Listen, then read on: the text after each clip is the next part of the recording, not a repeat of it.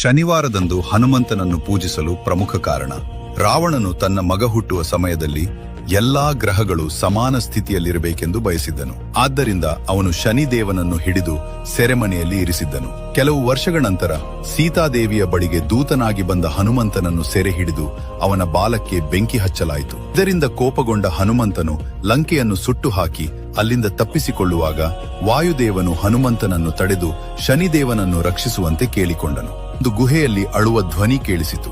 ಗುಹೆಯನ್ನು ಒಡೆದು ಶನಿದೇವನನ್ನು ರಕ್ಷಿಸಿದ ಹನುಮಂತನಿಗೆ ತನ್ನನ್ನು ಕಾಪಾಡಿದ್ದಕ್ಕಾಗಿ ಶನಿದೇವನು ಕೃತಜ್ಞತೆ ಸಲ್ಲಿಸಿದನು. ನಂತರ ನಿಮಗೆ ಏನು ಬೇಕು ಎಂದು ಶನಿದೇವನು ಕೇಳಿದಾಗ ಹನುಮಂತನು ತನಗಾಗಿ ಏನನ್ನೂ ಕೇಳದೆ ನನ್ನ ಭಕ್ತರಿಗೆ ತೊಂದರೆ ಕೊಡಬೇಡ ಅಥವಾ ಅವರ ಮೇಲೆ ನಿನ್ನ ಕೆಟ್ಟ ದೃಷ್ಟಿ ಬೀರಬೇಡ ಎಂದು ಕೇಳಿಕೊಂಡನು. ಹನುಮಂತನ ಈ ನಿಸ್ವಾರ್ಥ ಕಾರ್ಯವನ್ನು ಕಂಡ ಶನಿದೇವನು ನಿನ್ನನ್ನು ಮತ್ತು ನಿನ್ನ ಭಕ್ತರನ್ನು ಶನಿ ದೋಷದಿಂದ ರಕ್ಷಿಸುವೆನು ಎಂದು